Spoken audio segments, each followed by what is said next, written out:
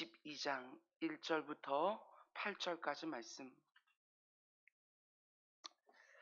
우리에게 익숙한 구절인데요.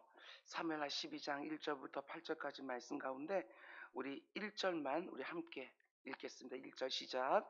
여호와께서 나단을 다윗에게 보내시니 그가 다윗에게 가서 그에게 이르되 한 성읍에 두 사람이 있는데 한 사람은 부하고 한 사람은 가난하니. 아멘, 아멘. 우리 잠시 기도하겠습니다. 아버지 하나님, 긴 여윤의 마지막 날입니다. 아버지, 참 바쁘고 분주하게 살아가는 우리 인생들 하나님께 불쌍히 여기시고 그 가운데 이렇게 쉼을 주신 것 진정으로 감사를 드립니다. 몸은 좀 쉬었다 할지라도 여전히 마음 가운데 속에 큰 짐이 있는 분들도 많이 있습니다. 내 주 아버지 하나님, 내일 또 일상을 시작할 때에 거뜬할 수 있도록 오늘 우리들의 마음 가운데 속에서도 안식을 허락하여 주시옵소서. 하나님께서 보내신 자리, 하나님 맡기신 일들 다시 한번 충성스럽게 감당할 수 있도록 새로운 힘과 의지를 더하여 주시옵소서. 이렇게 주의 사랑하는 기도자들과 함께 하루를 시작합니다. 주님, 오늘도 하늘문 열어주시사 하나님의 말씀을 허락하여 주시고 그 말씀 한 구절 한 구절이 오늘 나의 새로운 기도의 제목이 되게 하여 주시옵소서. 이 모든 말씀 예수님의 이름으로 기도드렸습니다. 아멘, 아멘. 오늘은 사무엘서 강의 74번째 시간입니다. 오늘 말씀의 제목은 네가 바로 그 악한 자니라. 내가 바로 그 악한 자입니다. 이런 제목으로 말씀 전하도록 하겠습니다. 우리가 요즘 계속해서 보고 있는 것처럼 다윗이 하나님 앞에 악을 행했습니다. 밧세바와 간음을 하고 그의 남편 우리아도 죽였습니다. 그것도 어제 새벽에 본 것처럼 암몬 사람들의 손을 빌어 우리아를 죽인 것이지요. 우리아가 죽으니까 그 어떤 망설임도 없이 밧세바를 데려와서 자신의 아내로 삼았습니다. 거기에다가 임신한 아기까지 태어났습니다. 이제 모든 일들이 다 정리가 된 것처럼 보이는 것이지요. 간음으로 잉태된 아기까지 태어났으니까 시간도 상당히 흘렀다는 것을 의미합니다. 아무 일도 일어나지 않았고 우리아는 죽었고 밧세바는 자기의 아내가 되었고 아기는 태어났고 시간도 꽤 흘렀기 때문에 이제 모든 일이 다 끝났다, 잘 정리되었다, 다윗은 이렇게 생각했을지도 모르겠습니다. 그런데 오늘 본문이 어떻게 시작됩니까? 1절 말씀 보면 여호와께서, 다윗은 생각할 때 다 끝났다, 아무도 모른다, 이렇게 생각했는데 오늘 본문 말씀은 여호와께서, 이러고 시작하는 거예요. 여호와께서 나단을 다윗에게 보내시니. 참 어리석게도 우리 인생들은 아무리 큰 죄를 지었다고 해도 내 양심을 적절하게 합리화시키고 주변에 있는 사람들이 크게 눈치채지 못하고 시간이 흘러서 이런저런 도드라진 문제가 생기지 않으면 이제 문제가 다 해결되었다, 이렇게 생각하지만 그렇지 않습니다. 절대로 그렇지 않습니다. 보시고 아시는 분이 계십니다. 우리가 지은 죄는 절대로 그런 식으로 다뤄지는 것이 아니지요. 회개하지 않고 덮어두고 지나간 죄는 반드시 나를 찾아올 때가 있습니다. 하나님께서 돌이키지도 않고 회개하지도 않고 이제는 다 끝났다, 이렇게 생각하고는 다윗에게 나단 선지자를 보냅니다.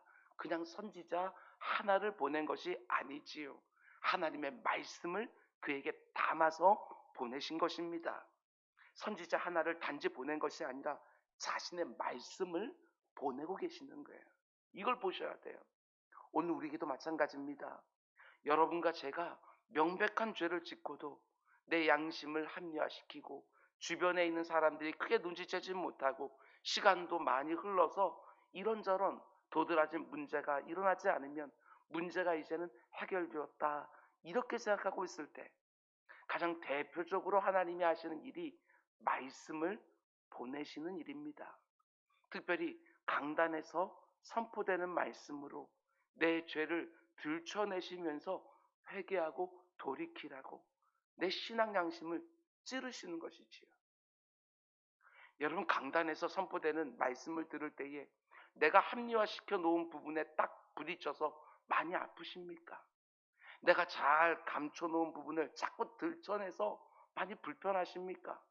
하나님이 그 말씀으로 나를 찾아오신 줄 알고 그만 버텨야 되는 것이지요.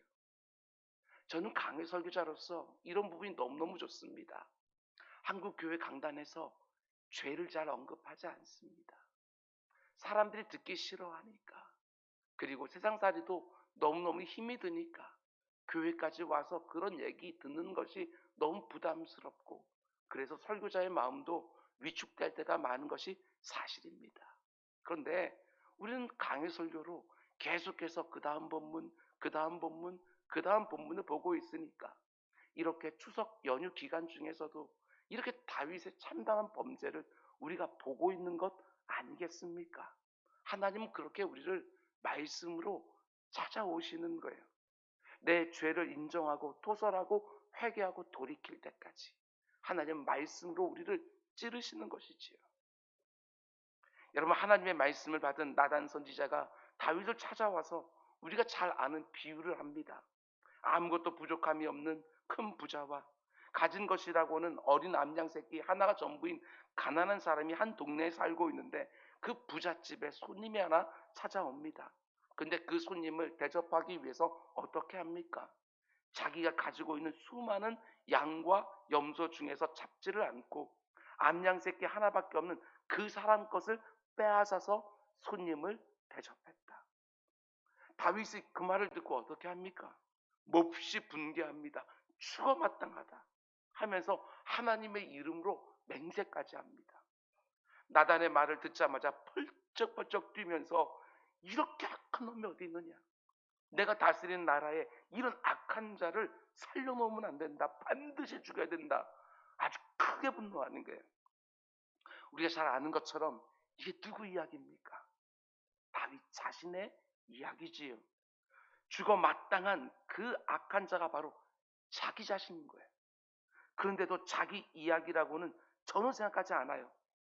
너무너무 어리석지 않습니까? 그런데 여러분과 저는 다르겠습니까? 우리가 이럴 때가 얼마나 많은지. 하나님은 강단에 선포되는 말씀으로 나를 찔러요. 설교자인 제 자신부터 찔러요. 말씀을 준비할 때 그 말씀 가운데 속에 얼마나 많이 찔림을 받는지. 그럼에도 불구하고 내가 찔린다고 해서 말씀을 안 전할 수 없기에 그 말씀을 잘 준비를 해서 증거하게 되어지면 그 가운데 성도들이 그 말씀을 아멘으로 받지만, 그런데 나에게 주는 말씀으로 아멘하는 것이 아니라 마저 그 사람이 들어야 되는 말씀이지 하면서 아멘. 저도 목사님하고 똑같이 생각합니다. 하나님, 그 말씀 저 사람에게 꼭 필요한 말씀입니다. 아멘. 이럴 경우가 얼마나 많은지.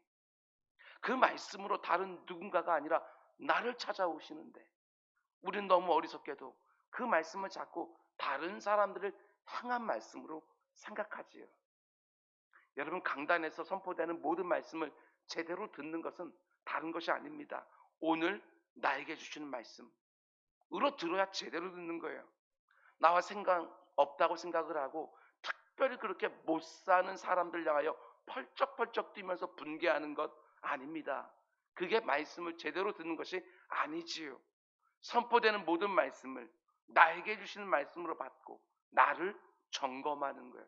더욱 근신하는 것이지요. 혹은 누군가를 생각나게 하시면 그 사람을 정죄하고 지나가라고 주는 말씀이 아니라 그 사람 놓고 기도하라고 주시는 말씀이지요.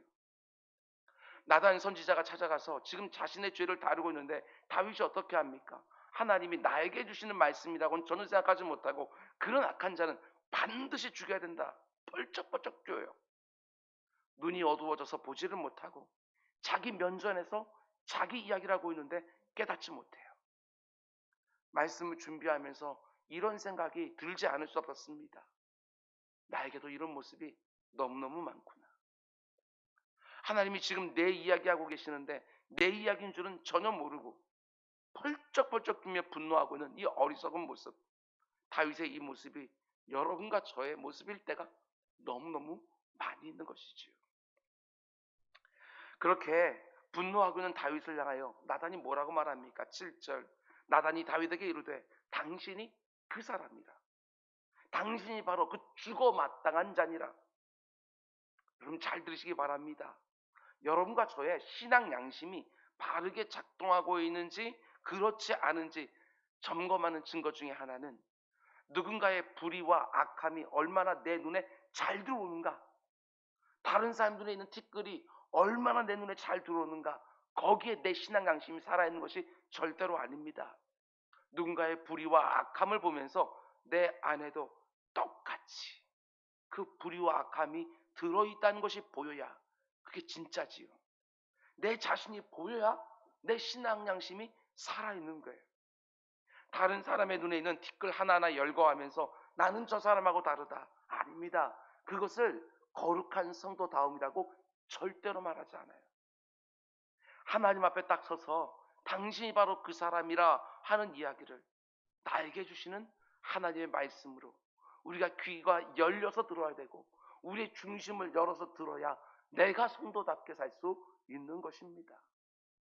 강단에 선포되는 모든 말씀을 하나님이 내게 주신 이야기로 들리기 시작해야 비로소 뭐가 가능합니까? 예수 그리스도의 십자가가 나를 위한 대속의 십자가라는 사실이 들어오기 시작합니다. 우리 기독교가 전하는 복음은 바로 이런 거예요.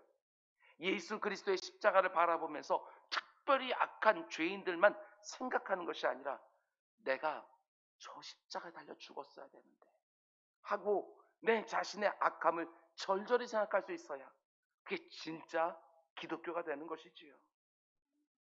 우리가 예수 그리스도의 십자가 공로와 은혜 가운데 살아가지만 여전히 악하고 추함이 우리 안에 가득한 것이 여러분과 저입니다.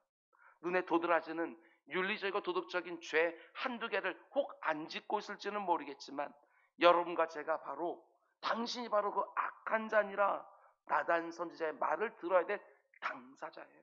당사자. 그래서 예수님이 내 대신 십자가 위에서 달려 죽어주신 거예요. 그래서 내 죄, 내 만 가지 죄가 가려지고 덮여진 것이지요. 여러분, 하나님의 말씀을 제대로 들어야 됩니다. 강단 선포되는 모든 말씀을 당신이 바로 그 악한 자니라 하고 내게 주어지는 말씀으로 받는 것이지요. 선포되는 모든 말씀을 그 시간 하나님이 나를 겨냥하시는 표적 설교로 받으면 틀림없습니다.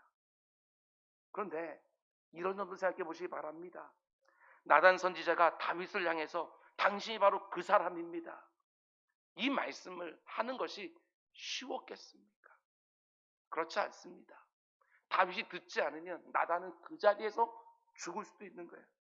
그러나 하나님이 내 입에 담아주신 말씀이지.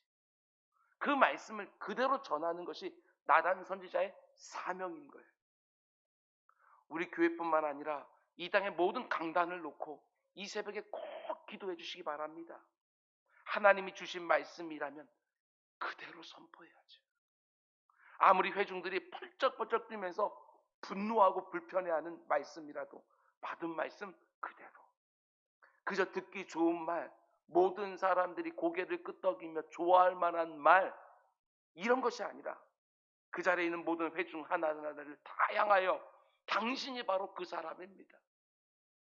모든 사람들이 그 말씀을 들을 때 누군가를 생각하는 것이 아니라 자신의 가슴을 치면서 바로 나에게 주는 말씀이구나. 정확하게 하나님 말씀 선포하는 강단이 되게 달라고 꼭 기도해 주시고 그 말씀을 모든 회중들이 하나님이 내게 주시는 말씀으로 마음을 열고 꼭 듣게 해달라고 기도해야 되는 것이지요. 그래야 한국 교회와 성도들이 사는 것이지요. 계속해서 이어지는 구절들을 보면 나단이 다윗에게 말하고 있는 죄, 그게 무엇입니까? 7절과 8절 말씀 보면 나단이 다윗에게 이르되 당신이 그 사람이라 이스라엘의 하나님 여호와께서 이와 같이 이르시기를 내가 너를 이스라엘의 왕으로 기름 붓기 위하여 너를 사울의 손에서 구원해 주었고 네 주인의 집을 너에게 주었고 네 주인의 아내들을 네 품에 두었고 이스라엘과 유다 온 족속을 네게 맡겼느니라. 나단을 통해서 하나님이 다윗에게 먼저 확인시켜주는 게 무엇이지요? 한마디로 이 말씀을 하는 거예요. 네가 이스라엘의 왕이긴 하지만 내가 너를 왕으로 세웠다는 거 잊지 마라. 이렇게 말씀하는 거예요. 이스라엘만 딱 놓고 보면 다윗이 절대 권력이에요. 자기 마음대로 뭐든지 다 할 수 있는 것처럼. 그러나 하나님 말씀하시는 거예요. 네 위에 내가 있다는 거 잊지 마라. 네가 왕이니까 남편이 있는 아내도 데려다가 네 아내로 삼고 네 마음대로 할 수 있다고 생각하지 마라. 네 위에 내가 있다. 굉장히 중요한 말씀이에요. 여러분과 저 역시 마찬가지예요. 내 인생을 향한 주권이 나에게 있는 게 아닙니다. 여러분과 저는 그분의 종이지요. 하나님이 나를 종으로 대하지 않으시고 자녀로 대해 주시지만 내 삶의 주권이 내게 있는 게 아닙니다. 우리 꼭 기억하시고 삽시다. 나에게 주인이 계신다. 내가 원하는 대로 열심히만 살면 되는 것이 아닙니다. 나를 자녀로 삼아주신 그분이 원하는 대로 살아야 내가 제대로 사는 것이지요. 아들의 핏값으로 사셨어요, 우리를. 그분이 바로 나의 주인이에요. 주여, 주여, 주여 부르고 있습니까? 그분이 나의 주인이에요. 하나님께서 내게 뭘 말씀하시면 제 생각은 다릅니다. 어디서 그런 말을 합니까? 제가 원하는 것이 아닙니다. 전 할 수 아니요. 매맞을 종이지요.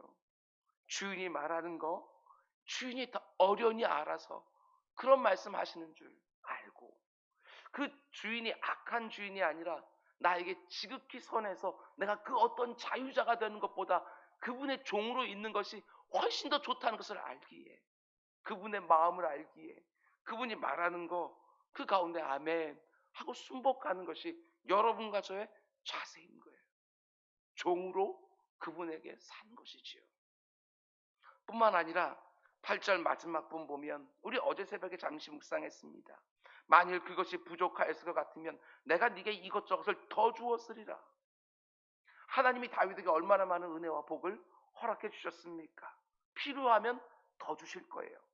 그런데 다윗이 어떻게 합니까? 얼마든지 더 얻을 수도 있는데 남이 가진 것을 원합니다. 이게 죄인 것이지요. 내 이웃의 것을 탐하지 마라. 하나님께서 분명히 말씀하신 거예요. 뭔가 꼭 필요하고 뭔가가 부족해서 우리가 죄를 짓습니까? 그렇지 않습니다. 뭔가 부족해서 죄를 짓는 것이 아니고 내 안에 있는 이 탐심, 이게 죄를 짓게 만드는 거예요. 어린아이들이 싸울 때라면 보십시오. 다른 아이가 가진 것을 달라고 때를 씁니다. 엄마가 다른 것을 주면 그 던져버려요. 꼭 제가 가지고 있는 거 달라고. 어릴 때부터 우리 악한 본성이 그런 게 있는 거예요. 어린 아기들의 문제들만이 아닙니다. 여러분과 저도 그럴 때가 얼마나 많은지.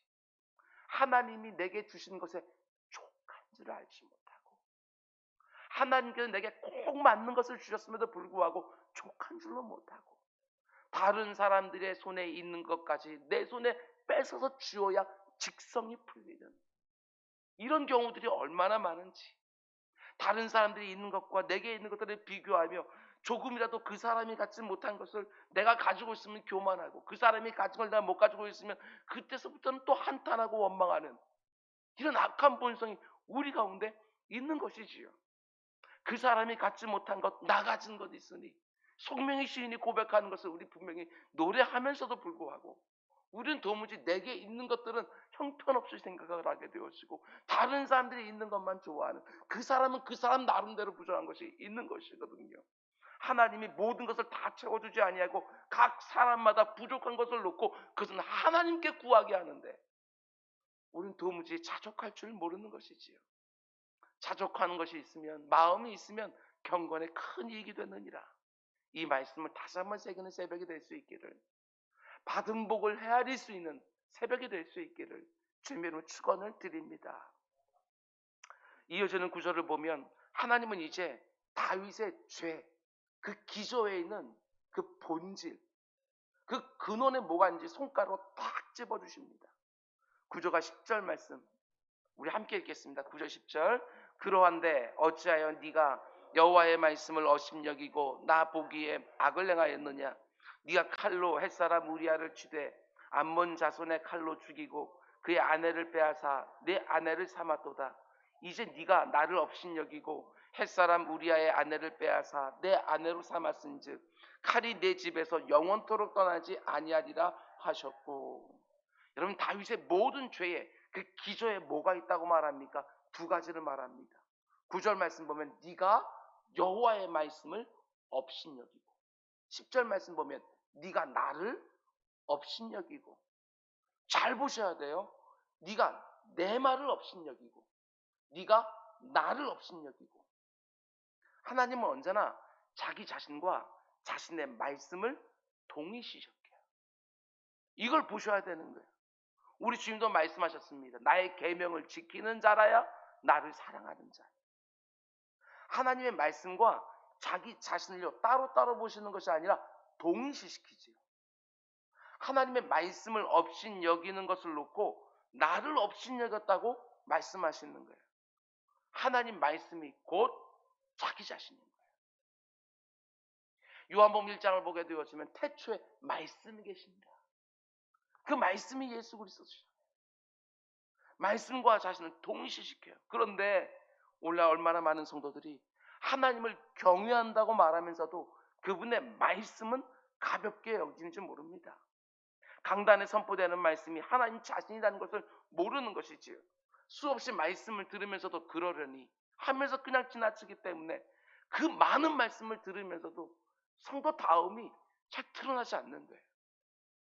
여러분, 내가 그 어떤 상황 속에 있더라도 말씀대로 살기가 너무나 어렵다 하는 말을 이제는 바꿔야 됩니다. 말씀대로 사는 것이 쉽다는 것이 아니라, 어려움이 없다는 것이 아니라 반드시 말씀대로 살아내야 된다. 이런 결심을 딱 가지고 말씀대로 못 사는 것이 당연한 것처럼 여기는 그 악한 흐름을 이제는 바꿔내야지요. 말씀대로 사는 것이 틀림없이 힘들고 어려운 면이 있지만 아무리 힘들고 어려워도 내가 반드시 말씀대로 살리라. 이 결심으로 살아가는 게 바로 하나님을 범사에 인정하는 모습인 거야. 그래야 하나님의 말씀이 나를 데리고 가고 싶어하는 지점에 내가 이르게 되었었는데, 아무리 시편 119편 말씀 묵상하면서 그분의 말씀이 내 길에 빛이 되고 등이 되고 고백하면 뭐합니까? 이끈 대로 안 가면 말씀이 데려가고 왔지 않은 곳에 내가 갈 수가 없는 거 아니겠어요? 오늘 이 새벽에 내 마음에 분명히 새겨놓으셔야 됩니다. 하나님의 말씀을 가볍게 생각하고 그냥 쉬운 길, 편한 길로만 가려고 하는 게 하나님을 업신여기는 모습인 거예요. 우리가 사무엘 상하의 말씀을 쭉 보면서 세워놓은 전체 주제가 무엇이지요? 여러분 잊지 말라고 매일 새벽마다 나눠드리는 요약지 맨 위에다 올려놓았어요. 나를 존중히 여기는 자를 나도 존중히 여기리라. 하나님을 정말 존중히 여기신다면 내게 주시는 그분의 말씀 하나하나를 존중히 여기면서 그분의 말씀이 나를 데리고 가려고 하는 그 자리까지 우리 모두가 다 이르게 되기를 주님의 이름으로 축원드립니다. 그럼 이제 마지막으로, 다윗이 참 허물이 많은 어리석은 인생은 분명하지만 그에게 참 아름답고 위대한 것이 있지 않습니까? 그것은 나단 선지자가 당신이 바로 그 사람입니다 이렇게 말했을 때 다윗이 깨닫고, 그렇습니다, 내가 바로 그 사람입니다, 곧바로 시인하고 있다는 점이에요. 이게 쉬운 일이겠습니까? 다윗이 그렇게 자신의 죄를 시인했을 때 얼마나 많은 불이익이 있을지 한번 생각해 보십시오. 지금까지 쌓아놓았던 그 아름다운 명예가 한순간에 다 무너질 거예요. 부하들과 모든 신하의 웃음거리 되지 않겠습니까? 좀 전까지만 해도 그런 악한 자는 반드시 죽어야 된다. 그런데 나단 선지자가 바로 당신이 그이다 라고 말하니까 그 자리에 그냥 바로 엎드려서 내가 바로 그 사람입니다, 내가 죄를 지었습니다 이렇게 말할 때 다윗 자신의 위상이 어떻게 되겠어요? 우리가 할 수만 있으면 죄를 끝까지 숨기려고 하는 이유가 바로 이런 거 아니에요? 하나님과 독대해서 그 가운데 내 죄를 시인하고 자백하고 도설하는 거, 거기까지는 한다 할지라도 하나님 앞에 고백하니까 다른 사람들에게는 알려지지 않게 해주시고 감춰주십시오. 이게 다 똑같잖아요. 우리 모두가 다. 하나님 앞에 죄를 토설하긴 하지만 내 곁에 있는 사람은 모르기를 원하는 이런 마음들이 있지 않아요? 그 은밀한 마음 가운데 속에 이런 모습이 있는 거 아니겠습니까? 하나님 앞에서 부끄러운 것은 얼마든지 괜찮지만 다른 사람들은 나를 어떻게 생각할까? 이게 더 큰 거예요. 그래서 끝까지 감추려고 하는 거예요. 하나님이 나를 용서해 주는 것은 당연하지만 다른 사람들까지는 좀 알려지지 않았으면 좋겠다. 이렇게 신앙생활을 해요. 하나님께 용서만 받을 수 있다면 사람들이 뭐라고 하든지 아무런 상관이 없다. 이게 진짜지요. 다윗이 그걸 보여주는 거예요. 하나님이 자기 죄를 딱 지적하니까 그 앞에서 시침을 뚝 떼는 것이 아니라 그 가운데서 곧바로 시인하고 있는 부하들과 신하들이 다 둘러싸서 보고 있는 가운데 사람들의 눈에만 안 드러나면 되고 하나님 눈에는 어떻게 보일지는 조금도 생각하지 않는 그 모습 바꿔야 됩니다. 사람들 앞에서 내 모든 것을 다 잃어버린다 할지라도 하나님 저를 꼭 용서해 주십시오. 이게 돼야지. 이제 막 10월 달에 시작했습니다. 이번 한 달도 이 세상 가운데 그리고 내 주변에서 참 많은 불의와 악함을 보게 될 것입니다. 그때마다 어떻게 저렇게 악할 수 있을까 하고 비난하고 정죄하고 그냥 지나가는 것이 아니라 내 안에는 그런 모습이 없는지 그런 가능성이 없는지 하나님 앞에서 늘 점검하면서 더욱 거룩하고 순전하게 살아가는 10월 한 달이 되기를 원합니다. 때로는 하나님이 강단에서 선포되는 말씀으로 내 신앙 양심을 찌르면서 네가 바로 그 악한 자니라 깨닫게 해주실 때 맞습니다. 저 다른 사람들만 계속해서 비난하고 정죄했는데 제 안에도 그런 모습이 있다는 거 밝게 알았습니다. 하고 인정하고 토설하고 회개하고 돌이키는 것이지요. 그러면 그때부터 진정한 안전함과 치유와 회복이 이루어지는 것이지요. 내 살아가는 일상의 자리에서 가정에서 일터에서 누군가를 바라보면서 펄쩍펄쩍 뛰면서 분노하기 전에 반드시 내 자신부터 먼저 돌아보고 내 눈에 있는 티끌이에요. 그 티끌 먼저 뽑고 저 사람 눈에 있는 거 들보 맞아요. 그런데 그 들보 안전하게 빼주기 위하여 내 눈에 있는 작은 티끌부터 먼저 빼고 그리고 그 들보 온전히 다 거두어주는 나로부터 시작되어서 다른 사람으로 이어지는 참된 회개와 회복과 부흥이 있게 되기를 주님의 이름으로 축원드립니다. 기도하겠습니다. 사랑의 주님, 너무나도 듣기 어려운 본문의 말씀이지만 그러나 아버지는 부족한 설교자가 말씀 그대로 전했습니다. 먼저 많은 찔림을 가지고 말씀을 묵상하고 준비하고 선포했습니다. 아버지 하나님, 주의 사랑하는 성도들, 지금 이 자리에 있는 성도들 한 사람 한 사람들이 이 말씀을 듣고 내 눈엔 티끌 하나만 뽑으면 얼마나 다른 사람들의 눈에 있는 그 들보 잘 빼어줄 수 있을까? 아버지 하나님 생각하며 사모함으로 말씀 증거했습니다. 오늘 이 말씀이 우리의 삶 가운데 역사하여 아버지 하나님 우리의 살아가는 모든 일상의 자리에서 더욱더 성결해지는 거룩해지고 깨끗해지는 은혜의 역사 있게 하여 주시옵소서. 오늘 이 새벽에 기도할 때에도 아버지 하나님 내 자신으로부터 시작하여 다른 사람들로 쭉 이어지는 기도의 자리 될 수 있도록 인도하여 주시옵소서. 이 모든 말씀 예수님의 이름으로 기도드렸습니다. 아멘. 너희는 이렇게